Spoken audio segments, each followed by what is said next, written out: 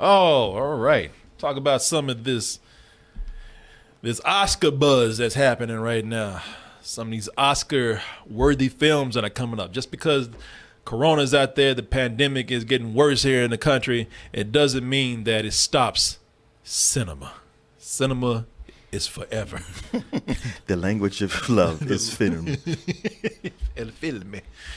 So we're going to talk about this movie right here, man. One Night in Miami. So Will Smith is not in it. And, thank God. Put that process. It's like put marbles in his nostrils to make his nose bigger. No, people. No, One Night in Miami. That night that we're talking about. It was February 25th, 1964. And this occurred in a modest hotel room at the time. Some people say you had the Justice League of black icons come together. It was, at the time, you had a young boxer named Cassius Clay who had just had a surprise win over Sonny Liston. A surprise to everyone except him. Except because he wouldn't shut up. I told you, you doubted me, you didn't hear me. No, you must listen to me. People walking out the stadium. Where you going? I'm not done. I told you. I was gonna beat him. It's like, Jesus, man, we put up this for an hour. All right? God damn. I'm pretty. Yeah, you pretty fucking loud. Shut up. Who said that? That was him. But to celebrate, he brought 3 of his closest friends with him. Malcolm X, but a lot of people are surprised to know that he was also very close friends with Sam Cooke and NFL player Jim Brown.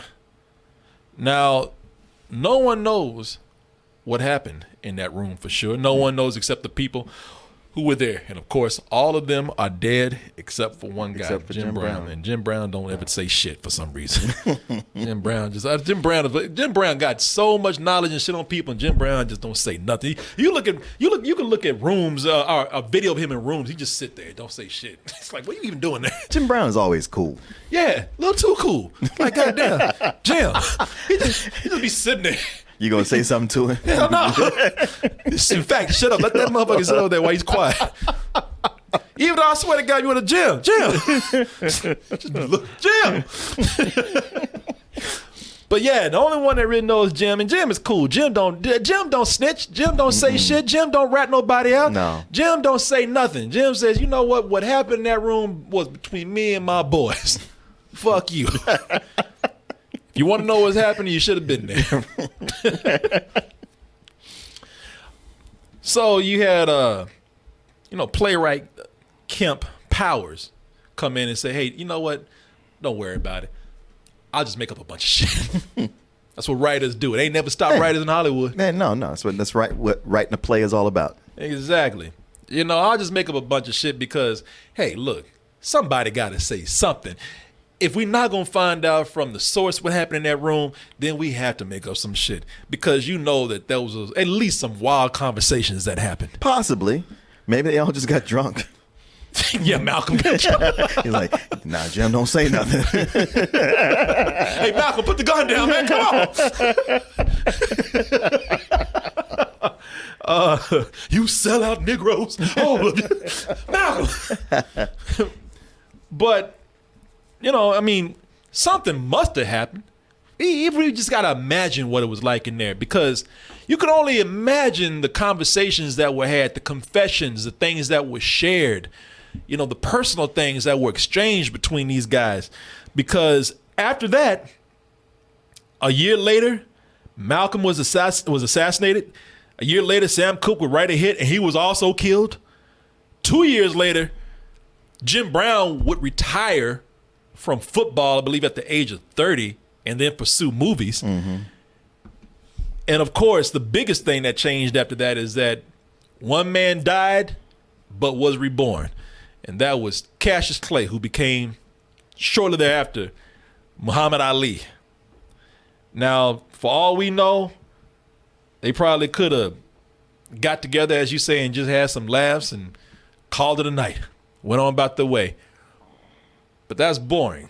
It's more exciting to think about them getting into deep discussions, getting into theory, discussion, social issues, at some point getting into arguments, and even at some point probably wanting to beat the shit out of each other. Yeah. Now that is a movie right there. Exactly. That's entertainment. Yeah, it's speculative fiction. Yeah, I mean, these brothers were cool. Nobody wants to up here and look at them talking about, yeah, baby, what's up? You know, No. nobody want to hear all that shit. And that is what we have here. Just a fictionalization or an imagining of what happened that night. This is the directorial debut of Regina King. If you don't know her, you definitely know what she looks like. We'll talk about her in a little bit. But let's go and take a look at the trailer for One Night Miami, and we'll be back with our review. You brothers, you could move mountains without lifting a finger. Minister Malcolm X. Good news, the chariot is coming. Who's the greatest? That's right. Jim Brown takes the ball. Your record is gonna stand the test of time. All together, yeah.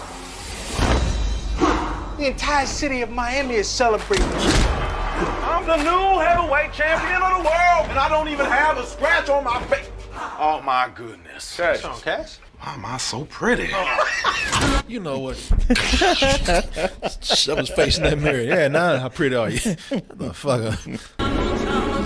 Hey, congratulations, champ. I could get used to that. I was made in America, land of the free, home of the brave. This movement. Boy, every time there's a movie with black people in it, I know. They got to put that hip hop I know. in Just there. hearing this just now, 'cause I never saw the trailer, and I was like, why? Could that doesn't fit anything in this movie? People, exactly. Ain't no hip hop in here at all. At all. Not even in the credits, but they usually reserve it for. Uh-huh. You know, give them brothers something to dance to on their way out. Shit. Yeah. But, boy, every time they put Negroes in a movie, there has to be. Somebody else cut the trailer and went like, "Oh, black people! I know he's perfect. the perfect beat to go in here. I'm sorry, the perfect what? No, I got it. Well, I guess it'll be fine." People, if they made a movie about black Jesus, they'd be having some hip hop in there. If they made a movie about black Beethoven, because you heard the rumor Beethoven might be black, they would still have that brother making hip hop.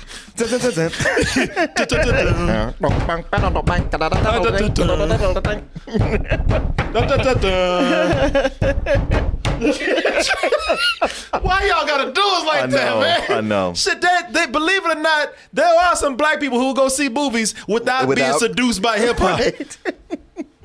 I know it's crazy. I know. As crazy as it sounds. It's not like hip hop is you being the Pied Piper and we're the rats who just come anytime we hear ooh. Every time we hear a beat. Oh shit, what's that beat? I gotta follow. Y'all need to quit with this shit. That we are in is called a struggle. Because we are fighting for our lives. This ain't about civil rights. They ain't giving black people what they really want. What's that? Hey, I was made in America. That's why I'm out here saving America. God, Power. damn it!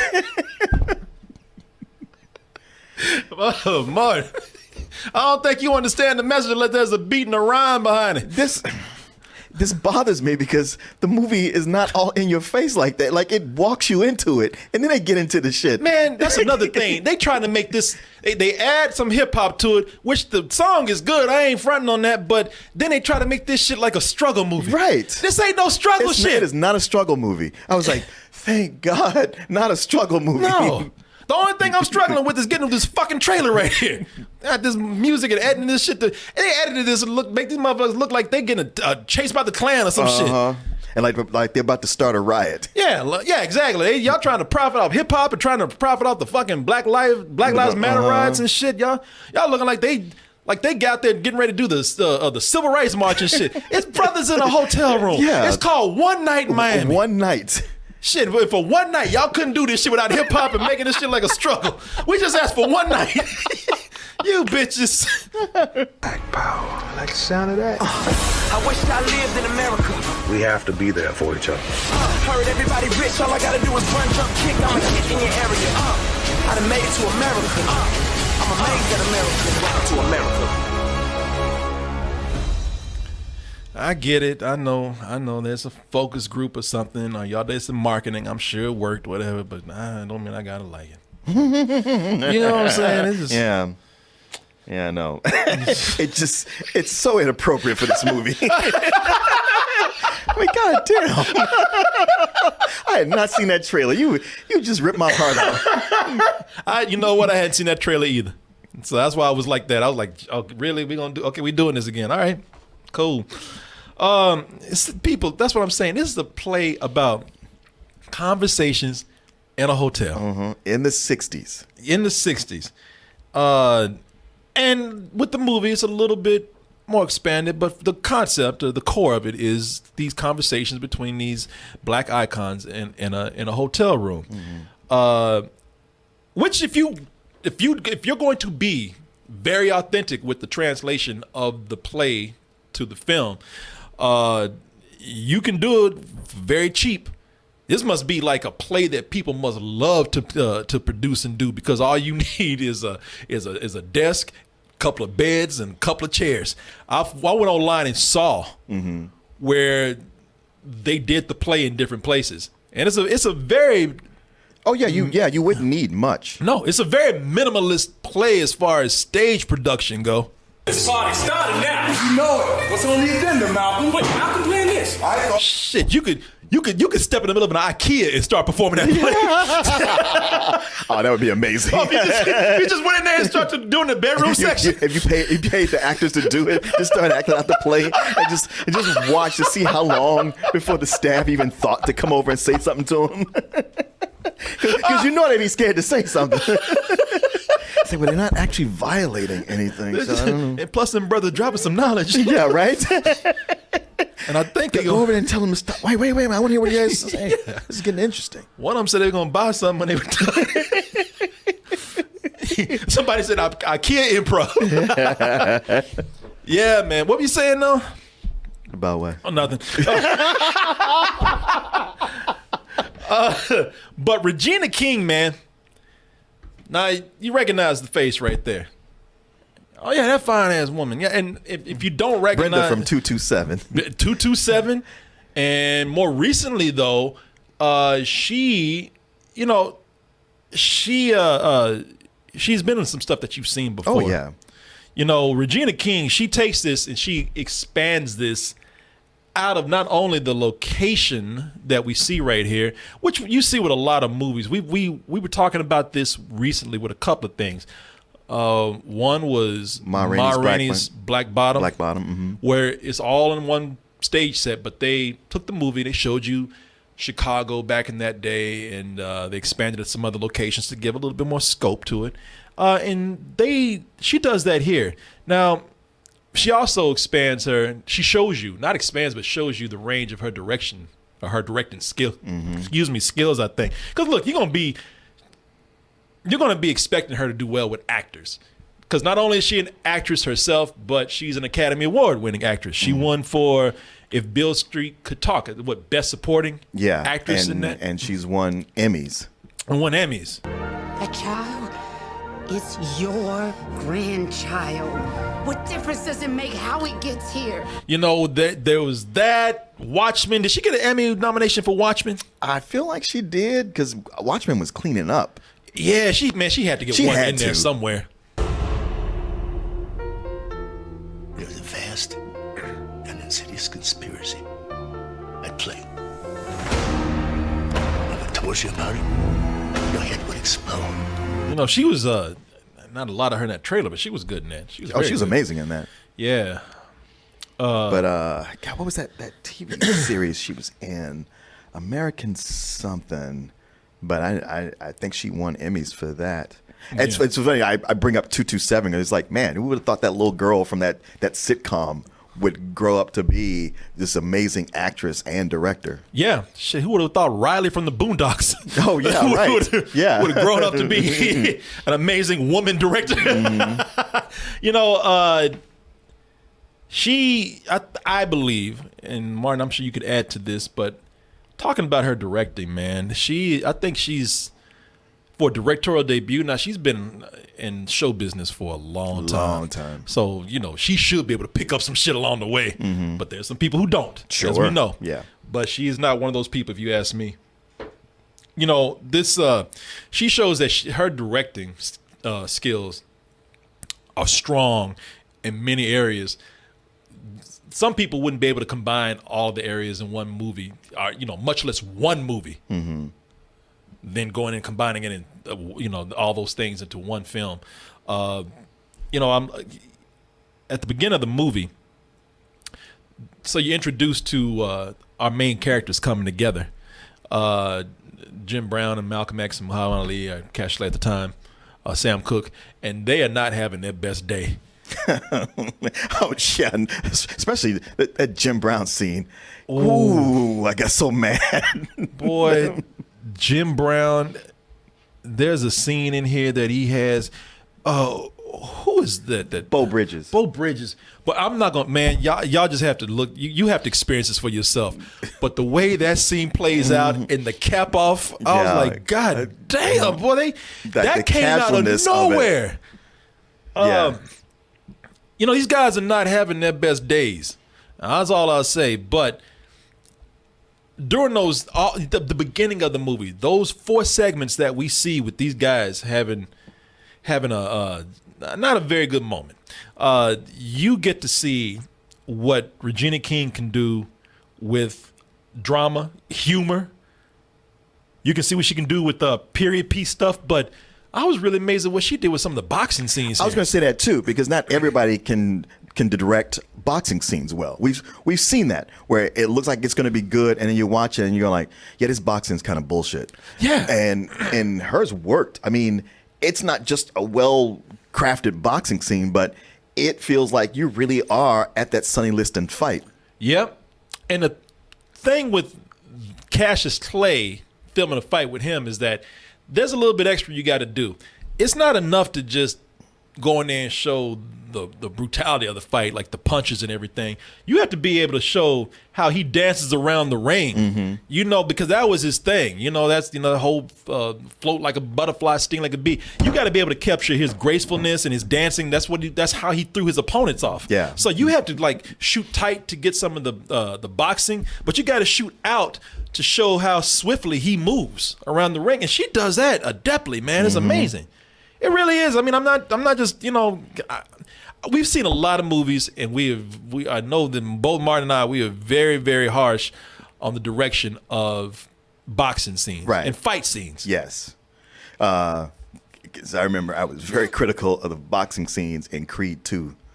Where I was just like, this is not real boxing here. Yeah. I mean, I know you're just trying to get through it and you're making it flashy, but it's not. But here, I was like, she is so pulling this off.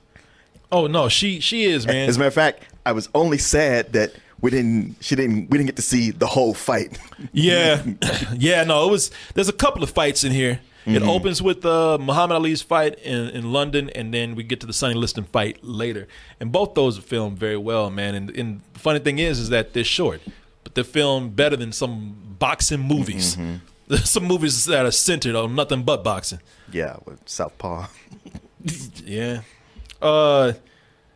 Also, there are moments here where, like I said, she has to deal with period pieces, and she has to deal with the musical aspect of stuff too. Now, this is not a musical, but there are certain moments where it does center on Sam Cooke. There's a couple of moments here, especially near the end, where you have to center on how to stage and frame the musical part of his segment, and that was done well.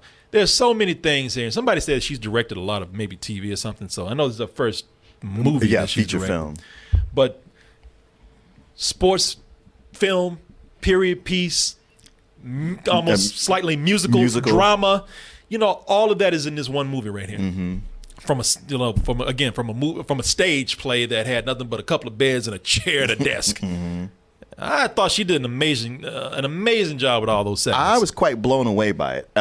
And the thing is, unlike a lot of, and I do lean towards stage plays that become film. I mean, I love stage plays anyway. But this one just didn't feel stagey. which is something that doesn't ever bother me, but I just noticed how this just made me forget that it was based on a play. Yeah, it's not until they're getting heavy in the dialogue that you know, okay, yeah, this had to come from a play. But outside of that, it moves and it flows. Yeah, it's the dialogue. It's a balance of doing a movie like this, because if you're not careful with doing what they call a bottle film, or a bottle story, if you have these stage plays that are set in one small area, you run the risk of becoming too talky. You look at it, you can become too wordy, is what they say, and not here, man.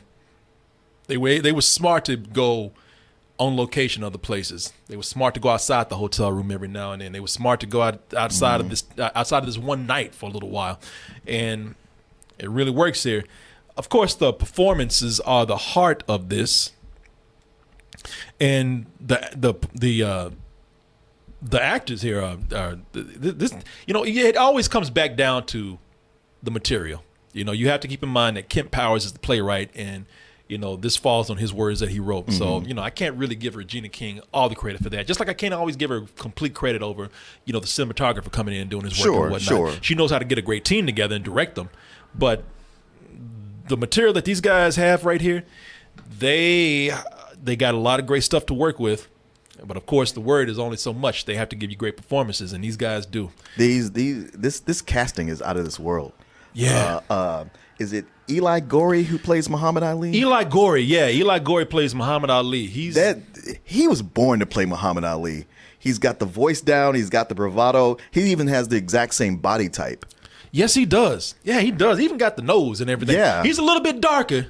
Yeah, than Muhammad Ali, but that doesn't matter. That doesn't matter. But yeah, anytime somebody's like, "Man, Will Smith should have won," I'm like, let me let you look at this right here. Yeah, and also I'm gonna show you a scene with all these guys. You got Kingsley Ben-Adir as Malcolm X. Leslie Odom Jr. plays Sam Cooke, and you recognize him from Hamilton and maybe the one of the coolest superheroes that came out in 2019, Harriet Tubman movie. right. Superhero Harriet. Aldous Hodge plays Jim Brown. And he used to be on Agents of S.H.I.E.L.D. He was on Agents of S.H.I.E.L.D. He was in Straight Outta Compton. Oh, okay. He was MC Ren in Straight Outta Compton. All these guys are good, but I'm going to show you this scene here with Cassius Clay. The only thing I can say about that is that sometimes, because for the most part, the actors are able to, what they do is they rise above just mimicking the real people. They are characters on their own. Cassius Clay is the only one you run the risk of maybe having to fall on what we know of Cassius Clay from movies and TV, from pop culture, because he had so many catchphrases. He had such a big personality. He was a straight up performer most of the time. So that actor, he falls into that trap every now and then, and by no fault of his own. The bravado and the braggadocious nature of Muhammad Ali, just the way he talked. Because one of the things he got down was just how country Muhammad Ali was. Yes, that was the thing. When he knew there's times he's performing and he's playing it up for his friends. But there's plenty of times when he's not doing that, and he's just a country boy from Georgia. Yeah, I love it, because there are moments he talking about, I'm going to be a Muslim. Not Muslim, I'm going to be a Muslim. A lot of people pronounced it that way back then. I'm going to be a Muslim. Hey, you ever watch wrestling? Yeah. I'm like, man, this man, I forgot how just his country Cassius Clay was, and he got that down, right down to just pronouncing words that way. Yes, Cassius Marcellus Clay is the new heavyweight champion of the world, boy. Yes, he is. And I don't even have a scratch on my face.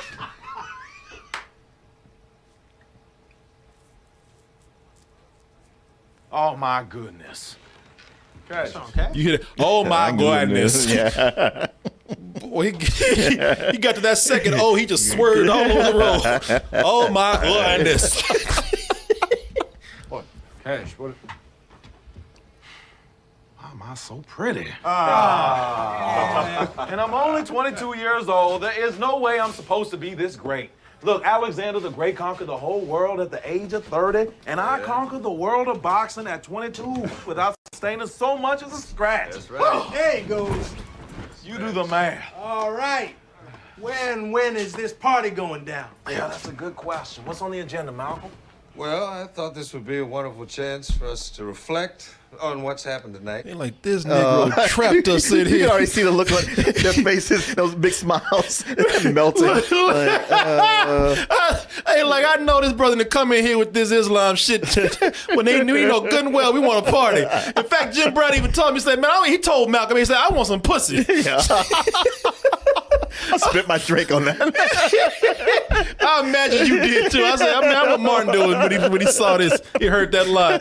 They look like, you know what, I ain't do some black on black. We about to beat your ass. Shit, Sam Cook, like he about to slam with that guitar right there. Like our young brother said, there's no denying that greater forces were at work. Yeah, but... You mean no one else is coming? Oh, rest assured, my brother, you're not missing anything. Bullshit. I thought about you being there for that. I would have walked right out. I said, shit, I'll have a bean pie with you later, man, but I gotta go. Shit, you niggas want to stay in here, that's fine. Come on, Cash, let's go, man. I know you want to hear this shit. Come on. Man, you about to become a Muslim. You got plenty of time for this bullshit. Coming in here, like, he trapped them, man, for a seminar. I know. He might as well be trying to sell them Amway. Or a timeshare. A timeshare. Yeah, you've been bamboozled. You've been hornswoggled. Shit. Y'all done come into this room with Malcolm X. Malcolm X came in here with y'all. Man, that was wrong. It was wrong. It was wrong. But it was that was a great scene though, man. The thing that really works here, because I think he's the only one that ran the risk of, like, again, not always being the Cassius Clay a lot of times being the Cassius Clay that we saw on TV, but every now and then he would be the character of Cassius Clay. Not going out there talking about how pretty he was, not saying the catchphrases, not laying on heavy how he talked all the time. There were moments where I really enjoyed the moments where he went in one-on-one with Malcolm. Sure. And he talked about his faith. Yeah. And plus those scenes where he was mostly talking to Malcolm, not the other characters, because if he was talking to the other characters, they were the ones that were getting him to be Cassius Clay. When he was with Malcolm, you got to see the roots of Muhammad Ali, and that's where you got to see the moments where Cassius Clay was, out of all that bragging, out of all that vanity, you got to see him where he was not very sure about himself. Well, it's one of the things that works really well with the actors that brings the characters to life is that they feel like genuine friends because, they have banter with each other, but they also react differently to each other. Yeah. If you paired two of them off, they might, each guy their behavior might be different than it was if you paired them off with somebody else. Yeah, no, and with some, there's just straight up conflict. No, they all have. That's what's cool about this. Whenever they kind of have to, because the movie actually has them go off sometimes in pairs. They'll be together, but then a couple of people leave, and this, there'll be a one-on-one. And those interactions will bring out different things in people. Like I said, Malcolm brought out the insecurity and the uncertainty that Cassius had. Those scenes got him to settle down. Those scenes got him to reflect deeper. There are moments when it's Jim Brown and Malcolm together, and you see Malcolm not being very sure of himself. Yeah. You see him breaking down. Shit, when it got to Malcolm and Sam Cooke, then that shit, that might have been Sonny Liston and Muhammad Ali fighting each other. That shit was just oil and water. It was not mixing well. No, not at all, man. And everybody has their own dynamic. But of course, as you were saying, when they all get together, though, even with the nobody makes Jim Brown feel insecure, though. No, Jim Brown. Whenever was a one-on-one on Jim Brown say, "I'll whoop your ass." People. Okay. That was funny. That one confrontation with one of them, Nation of Islam brother. Yeah. All that brother could say was, Yep. is good. Shit, you ain't whoop my ass. Your God is good. You want some of this? No. Yeah, Jim Brown. That's Aldous Hodge that plays him, man. Who they didn't do any kind of real makeup or anything with him, man. They didn't do that with anybody here, but he's really good, man. That actor is coming into his own very much. And what I liked about it is that he's the one that could beat the shit out of everybody except Cassius Clay. And he actually was very calm and reasonable. And he was very soft-spoken most of the time because he can be. But I wish they had scenes in there where him and Cassius Clay talked about how this not an altercation. It was a story that I found when I was even looking up some of this stuff. There was a story about how Jim Brown thought he was so big and bad, and said, you know what, just to prove this, I'm going to challenge Cassius Clay to a fight. And Cassius Clay said, well, if you can get a ticket to London, come on over and we'll see about that. Just come on over and see what you can do. You know, if you think you got what it takes, then we'll talk about you pursuing your career after that. They have a story about it right here. If not for Muhammad Ali, Jim Brown may have entered a far more dangerous post-football career. Brown actually wanted to box Ali. So Ali told Brown to come to London where he trained. Ali took Brown to a park and said, hit him as hard as he could. Brown didn't land a single punch. After about 30 seconds, Ali hit Brown with a combination to his face. And just like that, Jim Brown's boxing career was over. Well, that's that. Well, thank you. I wanted to know, and you've educated me. How much do I owe you? Like, you goddamn right, y'all friends, because you don't want him as an enemy. I wish they had something in there, but that's, look, that's the play I'm talking about. Maybe they could have rewrote something for the movie to reflect that, because I'm thinking, like, ain't no way the way Muhammad Ali would brag, or Cassius Clay, ain't no way he would look at Jim Brown. Hey, you remember that time I whooped your ass in London? You got a plane ticket to come get an ass whooping. You flew 1,000 miles just to catch one of these. Well, you think about it. When this play is happening, Jim Brown is still playing football. So he's not even looking at retiring to box at the time. Nah. And that relationship is more like he looks at Clay like a little brother. Yeah, he does. He does. They all look like they all feel like friends, man. It's what it comes down to. Friends, when they get together, they have different dynamics with each other too. So, watch all these guys get together, even in the midst of fighting. It's because there's a certain amount of respect and care for each other here. I mean, there is that wanting to break in and go like, stop it, you guys, you're friends. Don't say something you can't take back.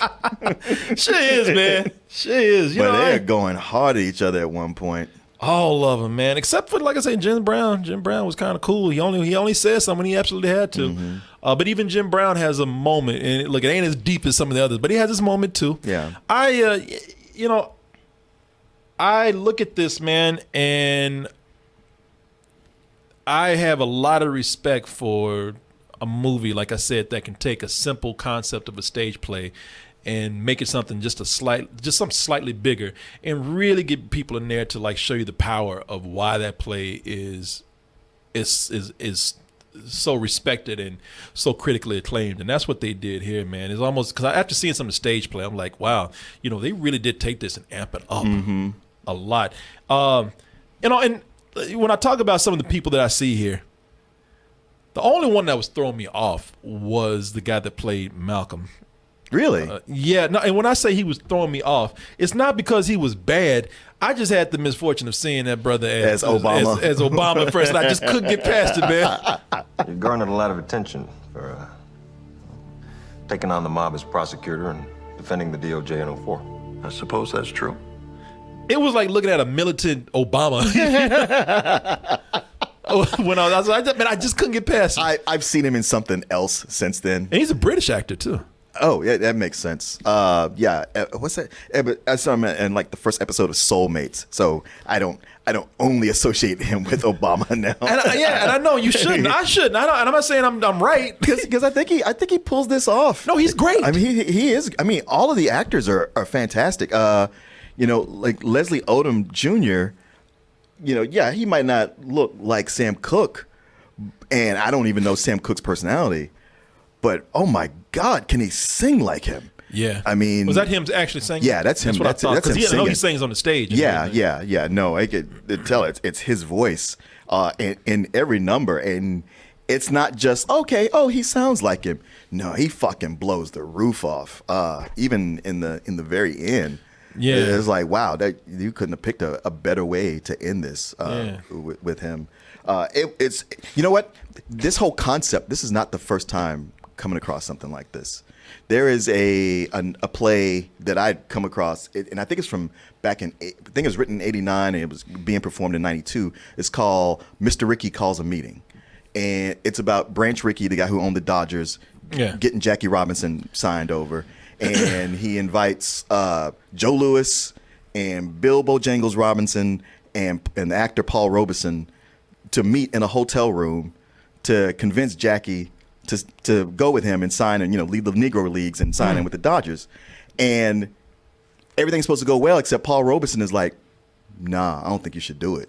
So it's a lot like this where it's conversations back and forth all about that. I can imagine if this was I have to believe that this was inspired by that, even though I read nothing that said that, but I was like, it's too close to not have been the inspiration for Kemp Powers to write this thing. But what she does with it, where she expands on it and makes it into a real movie that has all the best elements of a stage play is wonderful. It's what I miss about the theater, like since COVID, is not so much going to the movie theater, but I miss going to theater, watching live performances. And I've been watching stuff. It's mostly online. There's a lot of people who don't know how to do the translation. Yeah. And I've just been starved. So it's been kind of like a good month for me between the Prom and Ma Rainey's Black Bottom. Yeah. And now this. Yeah, Ma Rainey's Black Bottom. You weren't here to review that, but you liked that. I knew you liked that. Yeah. No, this is people. This is very good. I love this, man. I loved it, and like I said, it's finally a movie where you get. First of all, it's directed by not only just a woman, but a black woman. And this is a movie where it takes place at a pivotal time with these larger-than-life black icons in the middle of a movement, but it's not some struggle, typical Hollywood shit. Mm-mm. It was very, it's they talk about these social issues, but it's on their terms. It's nothing outside of that. But mostly it's just a human story. Yeah. It's mostly it's a relationship story between people. Now, I don't know how close these people were in real life, because this is very fictionalized right here. But this is the kind of stuff where people talk about. Now, you can toe the line between talking about these social issues and also just making a movie. Mm-hmm. And that's what they did here, man. Yeah, where you're not getting beaten over the head. They naturally go into these conversations, these heated debates, where both sides are dropping knowledge. There is no clear, well, this guy's right and this guy's wrong. It's like, well, both of y'all are saying some shit. No, and everybody has their thing. Mm-hmm. Everybody has their reasons for not being, you got to be this kind of black person. You got to be that kind of black person. No, everybody has their thing. What it really comes down to, like, man, just do your thing. You probably have a reason for it. Yeah. Shut the fuck up. There's so many times there's some characters in here just told Malcolm, man, just shut the fuck up. Right. Just stop. I love you, man, and you righteous and doing the right thing, but fuck you. Sam Cooke said, "Oh, you and them sandpaper niggers." I didn't even hear that part. Yeah, he did. I was like, yeah, that was Al Frank back in the day. Okay. Yeah, people.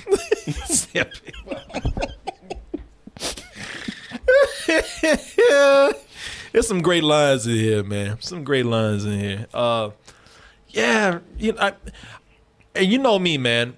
I told you, I looked at the movie Mank, and I love Mank. I think Mank is really great in chunks, better than it is as a whole, but the filmmaking behind that is incredible.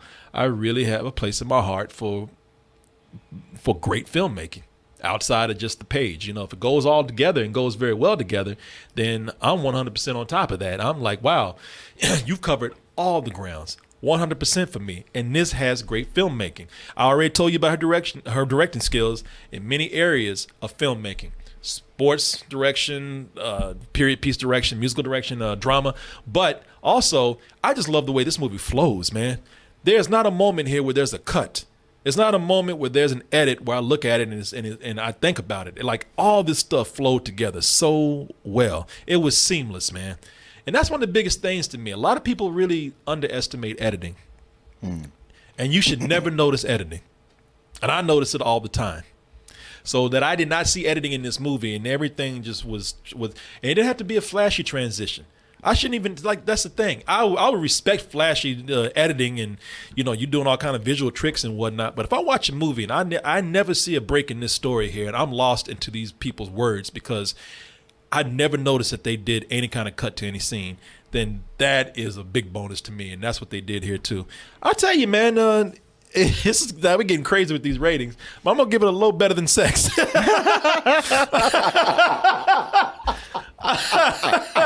I know it's wild, but I don't know. At that point, I know it'll make a difference. But yeah, man, it's just, and people, like I said, when we say better than sex, don't think of always the Avengers are a big movie or anything like that. Sometimes you just made a quality film. Mm-hmm. You've made a nice quality film, and everything about it just worked together. And you see a lot of things that you just did. You know, it's a shame that we have to watch movies and say, man, these great things that we see are just even rare now. I know. Yeah, it's one of those where I was like, I'm not sure how to rate this, in as much as I know my own personal biases. And this leans heavy towards everything I love in a film, in the writing, in the performances, the direction, the set design. I got completely lost in it. Everything was believable. There's so often to see a period piece and you kind of acknowledge that things are there, but you know it's a set, and you're just like, well, I'm just gonna go with it for the story. And this was immersive. I totally bought into everything that was going on. And yeah, sure, more than likely these conversations didn't happen, but it's one of those times when somebody says inspired by a true story. It's like, yes, actually inspired, where you really, more than likely this didn't happen, but what you came up with is better than reality, and it works, and it has meaning. So many movies we see, they were entertaining, but what did that mean? Like even with Mank, as well as that was put together, I felt like at the end, it's like, but the real thing is the guy you think who wrote Citizen Kane didn't, huh? Like, yeah, okay. But this is some real knowledge being dropped here, and for me, it's a better than sex. Yeah, people, it's a great movie, and some people say, like, why low better than sex? Oh, I mean, like I say, maybe there was just one thing I saw. You know, it's like if you're having sex with a girl and she, I know, man, it's great sex, but she squeaks out a small fart in the middle of it, or she burps when you're kissing her or something. You know, it's like, but it's still great. Yeah, you know? I'm sure you. But it's still amazing. I can't complain. You know, it's just like, well, man, she did this crazy thing. You know, but I guess I would do it because, like I said, there were some parts where out of all of it, I'm talking about a movie that did not. It had not a moment where it drew attention to itself for me, except for maybe sometimes when Muhammad Ali was doing Muhammad Ali. That's why I say low better than sex. But, you know, that's nothing. It's a great film, people. It deserves all the Oscar buzz. And when it's time to vote, hey, you got a black female director. If y'all don't want to get hashtagged, this is a tee up for you. This is almost it. People ain't even seen this movie talking about give it that shit. Yeah. Put me down. I mean, I might watch it, I might not, but it got my vote.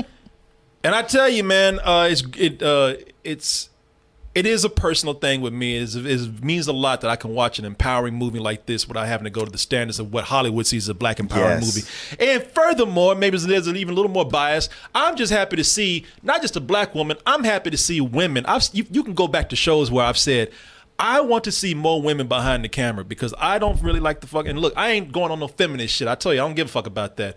But I really don't like the system of the way Hollywood treats a lot of people, and that's women. Once women get to a certain age, you can bet your ass, oh, okay, you hit mother phase now. Yeah, and get and behind by the the way, camera. they're gonna even be a good role. Yeah. It's gonna be the mom. I've always said more women need to get behind the camera, and I'm happy to see so many women starting to get behind the camera and not only work behind the camera where some of the real power is, but doing good shit.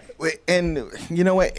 There's a need to have different voices because honestly, shit was starting to get stale and just homogenized, and we were seeing the same things over and over every year. Yeah, and I like that Regina King did not have to come in and direct a movie that had to do anything with, women or feminism or anything like that. Yeah. Which is what we're seeing a lot. Patty Jenkins doing Wonder Woman, which I guess is kind of feminist in a way, but at least it's a superhero film with a lot of money behind it. But I'm thinking about like Ava DuVernay, who did Selma. And I like that women are not that we're not just hiring you to direct female movies now. Yeah. Or if we do give you a female movie, it's not some fucking rom-com. Yeah. It's a $200 million superhero flick. So yeah, man. There's just a lot of reasons why I backed this movie up, but I couldn't back it up if it truly was not great material, and it is. So there you go. Yeah, it had that once in a lifetime feel. Yeah, man. I really do implore you guys when it comes on. It's going to theaters December 25th. Oh yeah, I think so. Yeah, December 25th is going to theaters, but after that, it'll be on Amazon Prime. In January, I'm thinking. Okay. So you guys will be able to watch it then. But when you do get a chance to watch it, I implore you to do that. Yeah, I'm thinking about Catherine Bigelow with Detroit. Somebody just put it in there. Yeah. Ooh, she was always a Yeah, badass. she always directing action movies. Action movies and genre films like vampire flicks like Near Dark. Near Dark and The Hurt Locker. The Hurt Locker, and then she did Detroit. Yeah, women are starting to really kick ass in Hollywood, man, with directing, and I can't wait. What I can't wait to see is what will Regina King do next now after this. Good news, the chariot is coming. Who's the greatest? That's right. Jim Brown takes the ball. Your record is going to stand the test of time. All together.